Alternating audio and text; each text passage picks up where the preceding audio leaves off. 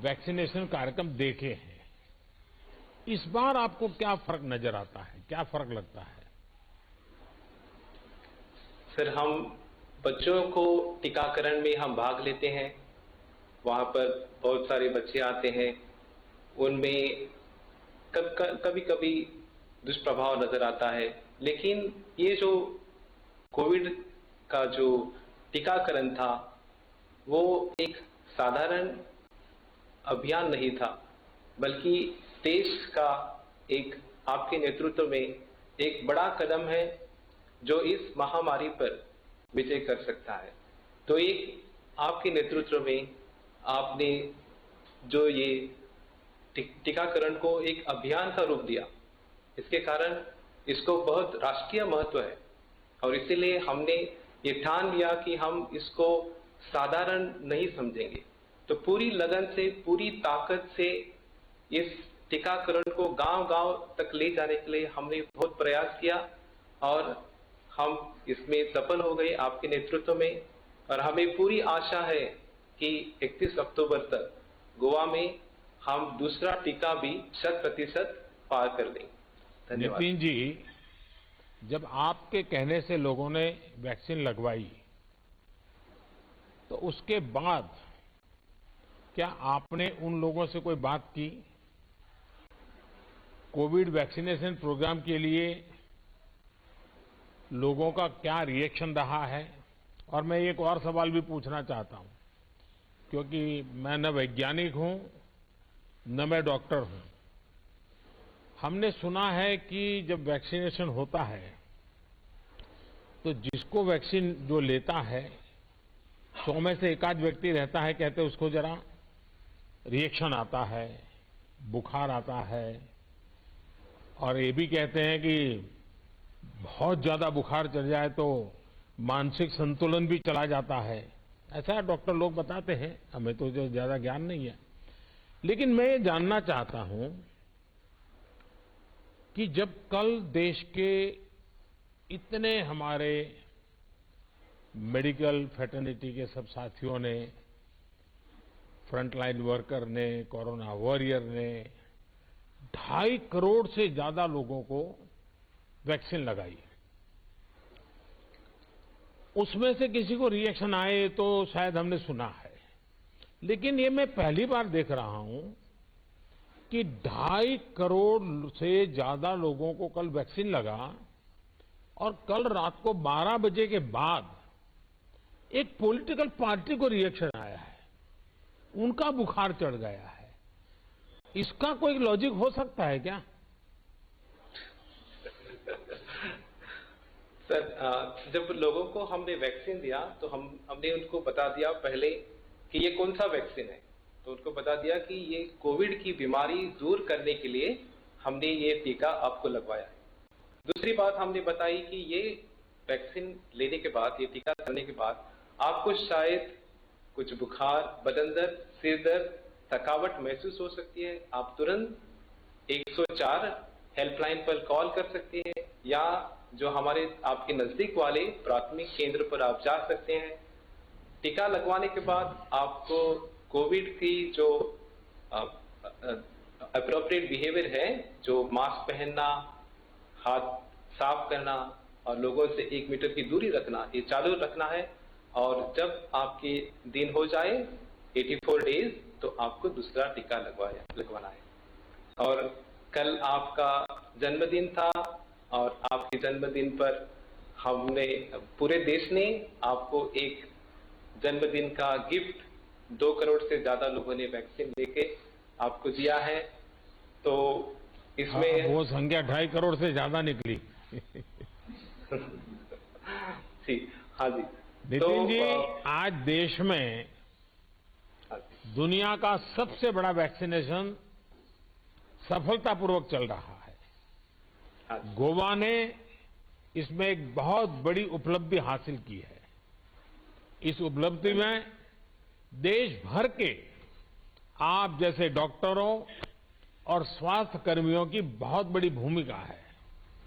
चाहे कोरोना की महामारी का संकट रहा हो या फिर दुनिया का सबसे बड़ा टीकाकरण प्रोग्राम, हमारे कोरोना वॉरियर्स ने जो भूमिका निभाई है वो पूरी दुनिया में एक मिसाल है। आपके प्रयासों के लिए आपको तो बधाई देता हूं, लेकिन आपके माध्यम से गोवा के सभी डॉक्टर्स, नर्सिस, पैरामेडिकल स्टाफ सबको मैं बहुत बहुत बधाई देता हूं। धन्यवाद। आइए धन्यवाद। अब श्रीमान नजीर शेख से बात करेंगे हम। नजीर जी नमस्ते। नमस्ते। नजीर जन्मदिन जी, मुबारक हो सर जी। धन्यवाद धन्यवाद नजीर जी, धन्यवाद। नजीर जी, आपको मैं बधाई देता हूं कि आपने शुक्रिया।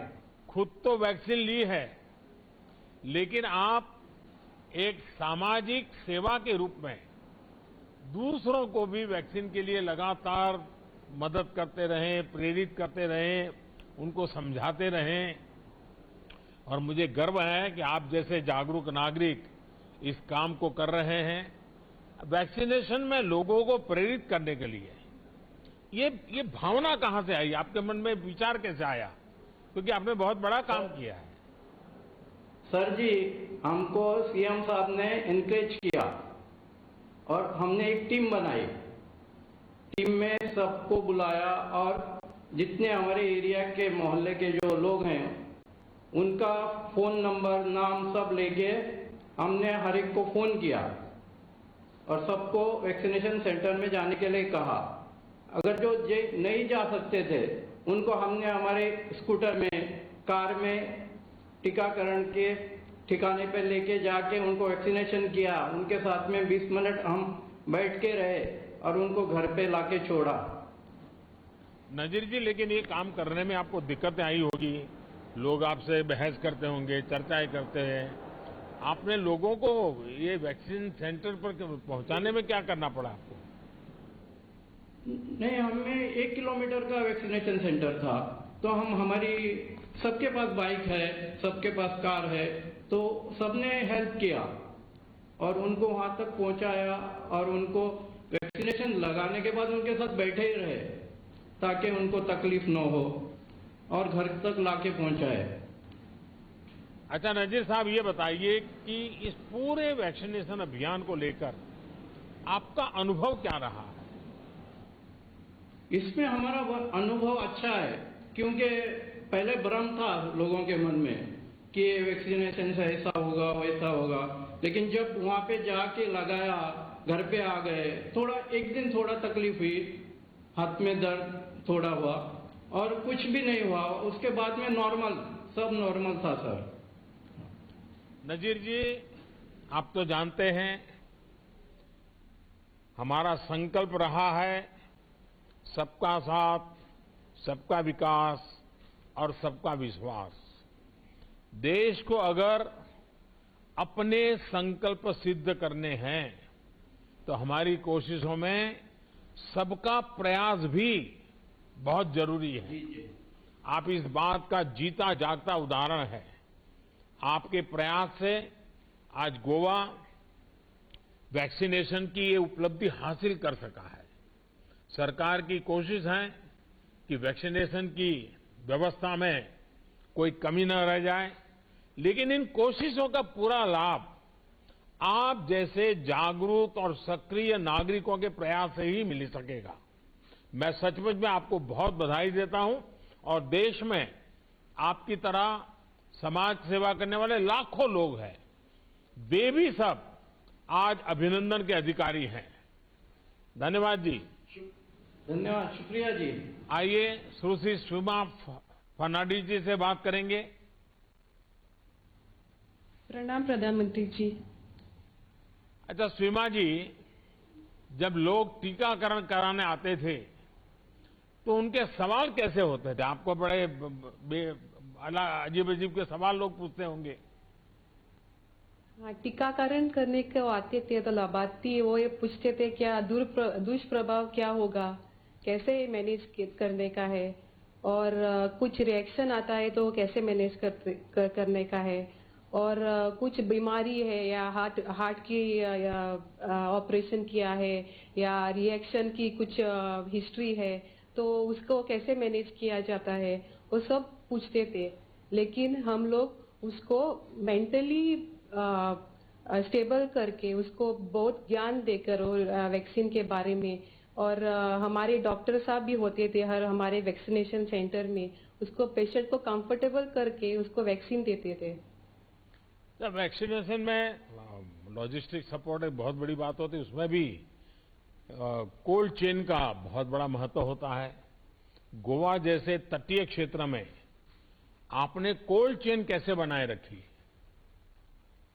सर, हमको vaccine directorate of health services Panjim से मिलता है। हमको एक स्पेशल वैन और कर्मचारी देते हैं वैक्सीन लाने को। वो एक कोल्ड बॉक्स पे आइस पैक डालकर उसका तापमान बनाए हुए लाते हैं। हमको गवर्नमेंट ने एक special ILR ice line refrigerator दिया है। उसमें वो सिर्फ कोविड वैक्सीनेशन रखने के लिए दिया है। उसमें रखते हैं और उसका तापमान की निगरानी रखते हैं। दिन में 2 बार तापमान रिकॉर्ड किया जाता है, और जब भी वो वैक्सीनेशन सेंटर पर लेकर जाते हैं, तब वो वैक्सीन करियर में आइस पैक डालकर लेकर जाते हैं, और एक वैक्सीन का वायल खोलता है, तब हम लोग वो 4 घंटे के अंदर उसका उपयोग करते हैं, और वैक्सीन खोलने का टाइम वो वैक्सीन वायल पर लिखी जाती है। अच्छा, मुझे बताया अभी जब हमारे मुख्यमंत्री माननीय प्रमोद जी बड़ा विस्तार से वर्णन कर रहे थे कि गोवा ने वैक्सीन की नेगेटिव वेस्टेज की उपलब्धि हासिल की है। आप लोगों ने वैक्सीन वेस्टेज को कैसे रोका? क्योंकि देश के अनेक राज्यों में आपका यह अनुभव काम आएगा। सर, जीरो वेस्टेज एक बहुत भ्रमित और तकाउल बात थी। हमारा मुख्य लक्ष्य था सबको वैक्सीनेट करे और किसी को वापस नहीं भेजे, और जीरो वेस्टेज भी बनाए रखे। तो इसके लिए हमने देर शाम तक वैक्सीनेशन सेंटर खुला रखा। पर्सनली फोन कॉल करके लोगों को वैक्सीन लेने को बुलाया। लोगों के घर भी गए टीका देने को, लोगों के कार्यस्थल भी गए टीका देने को, और बुजुर्ग और अपाहिज लोगों को गाड़ी में टीका देने की सुविधा रखी। स्वीमा जी, सबसे पहले तो आपको बहुत बधाई कि आपने टीकाकरण कार्यक्रम के लिए अपने घर की जिम्मेदारियों तक को किनारे कर दिया। मैं आपके बच्चों, आपके परिवार और आपके माध्यम से पूरे देश के कोरोना वॉरियर्स के परिवार को भी धन्यवाद देना चाहता हूं। परिवार के सहयोग की वजह से ही हमारे कोरोना वॉरियर्स अपनी ड्यूटी और बेहतर तरीके से निभा पाए। संकट के समय आपके परिवारों का ये सहयोग देश की शक्ति बन गया है। मेरी तरफ से आपको और आप जैसे लाखों कोरोना वॉरियर्स को बहुत बहुत बधाई और धन्यवाद। धन्यवाद सर। आइए श्रीमान शशिकांत भगत जी से बात करते हैं। शशिकांत जी, नमस्ते। नमस्कार माननीय प्रधानमंत्री जी, बहुत बहुत शुभकामनाएं हमारी तुम्हारे साथ है, हम तुम्हारे साथ है। मैं अभी 75 इयर्स ओल्ड हो गया, थोड़ा थका हूँ, फिर भी कितनी उम्र हुई भगत जी? 75 इयर्स। 75। देखिए, कल मेरे साथ बड़ा मजा आ गया। हुआ ऐसा, प्रोग्राम मैं जरा थोड़ा 2 मिनट ले लूंगा आपका, क्योंकि आप मुझसे भी आयु में बड़े हैं, तो आपके आशीर्वाद मेरे लिए बहुत बड़ी बात है। लेकिन कल मेरे पुराने दुनिया से कुछ मन कर गया कि मैं ढूंढूं जरा वो आजकल लोग कहाँ हैं। तो मैंने अभी 2 दिन पहले एक फोन ढूंढ करके रखा था, और एक बड़े बुजुर्ग ऐसे ही औलिया टाइप है, उनको मैंने फोन किया और मैंने कहा आज मेरा जन्मदिन है, मुझे आशीर्वाद दीजिए। वो बहुत उम्र में बड़े वरिष्ठ हैं और ये टीवी अखबार वगैरह से उनका कोई लेना देना नहीं, अलग ही दुनिया में जीते हैं। तो उन्होंने मुझे ऐसे ही पूछा कि कितने साल हुए, तुम्हारा जन्मदिन है तो कितने साल हुए? तो मैंने उनसे जवाब दिया कि अभी 30 साल बाकी है। तो बहुत हंस पड़े। उन्होंने कहा तू अभी भी सुधरे नहीं हो, बचपन में मेरे पास जैसा करते थे ऐसा ही कर रहे हो। आप भी अपनी 75 वाली आयु मत बताइए, आप ये बोलिए अभी 25 बाकी है। अच्छा शशिकांत जी, आपको वैक्सीन लगवाने में कोई परेशानी तो नहीं आई? सेंटर पर व्यवस्थाएं कैसी थी, क्या अनुभव आया? हाँ, मैं एक हाई डायबिटिक्स पेशेंट हूँ, फिर भी मैं वैक्सीनेशन को पहले टाइम गया, उधर देखा तो इतना उधर ये है जाने के लिए, लेने के लिए सभी लोग खड़े हैं, किधर आए, प्रॉपर जगह पर लेके गया हमको। और ऊपर जाके जो सीनियर सिटीजन है उनको पहले प्रेफरेंस दिया। मैं बहुत थैंकफुल हूं उन वॉरियर का। मेरे को एक आधा घंटा बिठाया, फिर डॉक्टर आया और पूछा मेरे को कैसा? नहीं, ठीक हूं मैं बहुत ठीक हूं। और आधा घंटे के बाद मेरे को सर्टिफिकेट दिया और मैं घर गया। दूसरे दिन थोड़ा हाथ का पेन होने लगा, ऐसा ही 2-3 दिन हो गया। बाद में मेरे फैमिली को मैं बोला, देखो ये टीकाकरण जो है वो हर एक ने लगाना चाहिए, तुम सभी लोग जाओ, कुछ नहीं होने वाला है। क्योंकि मैं डायबिटिक्स पेशेंट हूं, मेरे को जरा भी तकलीफ नहीं हुई। ऐसा मैंने बहुत फ्रेंड सर्कल में बोला। और मैंने आफ्टर कंप्लीटिंग माई दिस मैंने दूसरा डोज लिया। उधर भी सुविधाएं इतनी थी, इतनी सुविधाएं थी, बहुत मैं खुश हो गया। क्योंकि जो टीका लगाया उसका भी मेरे को कुछ दुख नहीं हुआ। बाद एक फ्रेंड ने मेरे को बोला, अरे तुम्हारी डॉटर उधर डॉक्टर है इसीलिए तुम हमको जाओ टीकाकरण को। नहीं बाबा, ये हमारे माननीय पंतप्रधान जी का जो ये है, इसने जो पर्वत हाथ में ऐसा खड़ा किया है, ये सभी हमको निभाना चाहिए। ये हमारी सबके ये है, कुछ साइड इफेक्ट नहीं होने वाला है, तुम जरूर ले लो। भगत जी, आपने लोगों को बहुत प्रेरित किया है। आपके घर और आसपास कुछ लोग ऐसे तो नहीं थे कि जो कह रहे थे कि वैक्सीन लगाने से ये दिक्कत हो जाएगी, वो दिक्कत हो जाएगी? काफी आपके साथ बड़ा विवाद होता होगा। हाँ, बहुत बहुत लोगों ने ऐसा किया।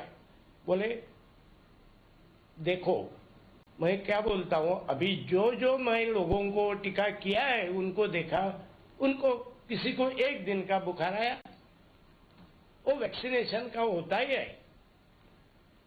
कुछ घबराने का जरूरत नहीं, कांटेक्ट डॉक्टर को करो, कुछ हुआ तो डरने का अजीब बात नहीं। और विदाउट फियर तुम उधर सेंटर में जाओ। शशिकांत जी, मुझे बताया गया कि आप मन से अभी भी रिटायर्ड नहीं है, ये मुझे बहुत अच्छा लगा। और नहीं। आप बच्चों की पढ़ाई को लेकर बहुत अच्छा काम कर रहे हैं। जरा मैं जरूर सुनना चाहूंगा, आपने ये जो बड़ा संकल्प लेके कर रहे हैं, बताइए। विश्व हिंदू परिषद का मातृछाया का एक चल रहा है, उधर मैं एक साधारण मेंबर हूं उनका। और उनका भी अभी बाल कल्याण आश्रम अनाथ बच्चों के लिए खुला है। अभी बालिका कल्याण आश्रम होने वाला है। माननीय मुख्यमंत्री जी आए थे उद्घाटन के लिए, लेकिन बाद में वो कुछ काम है इसलिए वो चल गए, लेकिन आके गए। वो भी मेरे को बहुत अच्छा लग गया। बहुत अच्छा काम मैं मेरे मिसेस उधर असिस्ट करती है आज तक। चलिए, आप बहुत और अच्छा कोई- कर रहे हैं।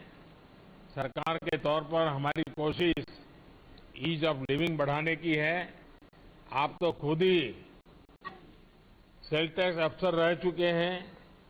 आपने खुद महसूस किया होगा कि कैसे पिछली 7 साल में व्यापारी हो या फिर आम नागरिक, उनके टैक्स कंप्लायंस में कितनी आसानी हो गई है। आयुष्मान भारत, जन औषधि योजना, प्रधानमंत्री आवास योजना से गरीब और मध्यम वर्ग को फायदा हो रहा है। इस कोरोना संकट में भी सरकार की यही कोशिश रही है कि कम से कम दिक्कत हो। इस संकल्प को शक्ति तब मिलती है जब आप जैसे नागरिकों का साथ मिलता है। शशिकांत जी, आपको और आप जैसे सभी समाज प्रेमी महानुभावों को मेरा प्रणाम। आपको बहुत बहुत धन्यवाद, बधाई। आप स्वस्थ सबका रहें। साथ, सबका आपकी विकास। लंबी आयु की मैं कामना करता हूं। Thank you. आइए हम स्वीटी एस मांडरेकर वेंगुर्लेकर जी से बात करते हैं। नमस्कार। स्वीटी जी, आप लोगों ने अपने साथियों के साथ मिलकर कहां-कहां टीका उत्सव, वैक्सीनेशन सत्र आयोजित किए? तो हमने ऐसे जगहों पे टीका उत्सव मनाया है जहां पे जो लोग हमारे सेंटर, वैक्सीनेशन सेंटर तक आ नहीं सकते, ऐसे जगहों पे हमने आइडेंटिफाई किया। वहां पे हम अपनी टीम के साथ गए और पूरा टीका उत्सव मनाया। अब तक हमने 8 टीका उत्सव मनाए हैं, जिनमें से ऐसे हमने आइडेंटिफाई किया है जो लोग बहुत सारे पॉपुलेटेड एरियाज है और ये लोगों को दिक्कत होती है हमारे सेंटर तक आने में। ऐसे लोगों तक हम लोग पहुंचे हैं और उनके लिए हमने कम से कम 5 दिन के लिए टीका उत्सव मनाया है एट अ स्ट्रेच। और ऐसे इन जगहों सत्रों पे के लिए आप लोगों की तैयारी क्या होती थी? हमने पूरा प्री प्लान करके रखा था और एक टीम बनाई थी, जो रिजर्व में भी एक टीम रखी थी, जहाँ पे हम अपने मेडिकल स्टाफ, हमारा वैक्सीनेशन के स्टाफ और हमारे रजिस्ट्रेशन के भी जो स्टाफ थे, वो सब के लिए हमने एक रिजर्व टीम बनाई थी और एक प्लान करके हमने एग्जीक्यूट किया था पूरा। और अगर हमें टीका उत्सव के दरमियान अगर ज्यादा लोग आए तो हम वो रिजर्व स्टाफ को यूज कर सकते हैं, इस्तेमाल कर सकते हैं। प्लस अगर टीका उत्सव के वक्त अगर कोई बेनिफिशियरी हमारे तक न पहुंच पाए तो हमने ऐसा भी प्रबंध करके रखा था कि ट्रांसपोर्टेशन फैसिलिटीज लोकल बॉडीज के माध्यम से, लोकल बॉडीज के जो भी हमारे कार्यकर्ता है या हमारे एरियाज में जो भी हमारे मिनिस्टर्स है, हमारे ऑफिशियल्स हैं, डिस्ट्रिक्ट मजिस्ट्रेट्स के जो भी ऑफिशियल्स हैं, इन सब की सहायता लेके हमने ये आगे बढ़ाया था टीका उत्सव। और मतलब कि आपको स्थानीय लोगों का, जनप्रतिनिधियों का, सबका सहयोग मिला। जी सर। चलिए, बहुत बढ़िया आपने बताया। देखिए, कोरोना के संकट में सरकार की कोशिश रही है कि हमारे नागरिकों को कम से कम परेशानी हो। पूरे संकट में चाहे लोगों को जांच हो रही हो या फिर वैक्सीनेशन हो रहा है, हमारे नागरिकों को ज्यादा से ज्यादा सुविधा मिल सके। आज देश के पास देश में बनी वैक्सीन है। हमारे वैज्ञानिकों की प्रतिभा, स्वास्थ्य कर्मियों और आप जैसे जागरूक सरकारी कर्मचारियों और नागरिकों की मेहनत है कि हम इस संकल्प को साकार कर पा रहे हैं। लेकिन कभी कभी मैं तो हमारे चीफ सेक्रेटरी से आग्रह करूंगा कि इतनी बड़ी सफलता के पीछे लॉजिस्टिक सपोर्ट क्या होता था। इतने वैक्सीनेशन को कोल्ड चेन के साथ पहुंचाना, लगातार पहुंचाते रहना और वैक्सीन एक अपने आप में एक बहुत बड़ा काम होता है। लेकिन देश के सामने वो चीज आती नहीं है, नागरिकों के सामने आती नहीं। उनको लगता है हाँ भाई टीका लग गया, इतनी संख्या का लग गया। और कभी कभी तो लोग आलोचना भी कर देते हैं। मैं तो अभी मुझे एक सज्जन मिलने आए थे, वो मुझे बधाई दे रहे थे, हफ्ते पहले की बात है, कि देखिए देश ने तो 1 करोड़ क्रॉस कर दिया, बहुत बहुत बधाई। मैंने कहा इतना तो आपको आनंद आया, लेकिन कभी आपने सोचा है कि 1 करोड़ लोगों तक ये वैक्सीन पहुंचती कैसे है? मैंने उनको कहा कि मान लीजिए कि आपका घर में नौकर चाकर जो हैं उतने ही हैं, परिवार के सदस्य उतने ही हैं, और आपके घर में 20 मेहमान आ गए और 20 मेहमान को बिठा करके खाना खिलाना है और उतने ही नौकर चाकर है, तो मैंने कहा बताइए कितनी मेहनत बढ़ जाएगी और 20 लोगों को खाना खिलाने में कितना टाइम चला जाएगा। तो उन्होंने कहा हाँ, ये तो कभी सोचा ही नहीं। यानी देश में, हिंदुस्तान के कोने कोने में समय पर वैक्सीन, क्योंकि उसका एक्सपायरी डेट भी रहती है, उसके टेम्परेचर का भी इश्यू रहता है, कितना बड़ा लॉजिस्टिक सपोर्ट सरकार को 24 घंटे किस प्रकार से काम करना पड़ता है, वो चीजें अभी तक देश के नागरिकों तक पहुंची नहीं है। मैं तो गोवा के इस काम से जुड़े सभी लोगों से कहूंगा कि आप गोवा का ये एक्सपेरिमेंट है, किस प्रकार से आप पहुंचाते थे, ये भी देश के सामने रखेंगे तो देश को बहुत कुछ जानने को मिलेगा। आइए हम श्री सुमेरा खान जी से बात करते हैं।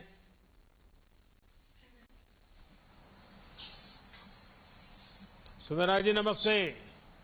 नमस्ते।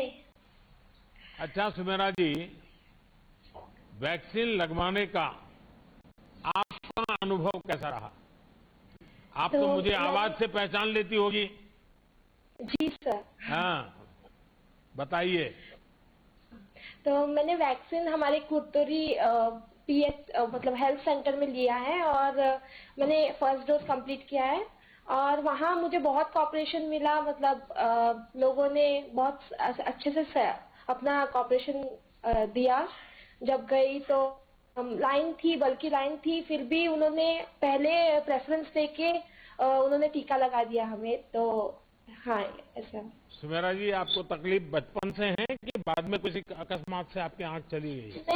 नहीं सर, मुझे बचपन से तकलीफ है। जन्म से है जी। सुमेरा जी, आप अपने क्लास की टॉपर रही है, अब आप एमए इंग्लिश लिटरेचर की पढ़ाई कर रही हैं।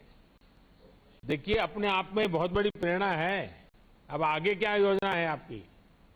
जी सर, मैंने अभी एमए वगैरह चल रहा है और मैंने आईएएस बनने का सोचा है, तो उसकी प्रिपरेशन बनने जा रहा है। चलिए आप जल्दी आईएएस हो जाएं ताकि मेरे साथ मुझे काम में आपकी मदद मिल जाएगी।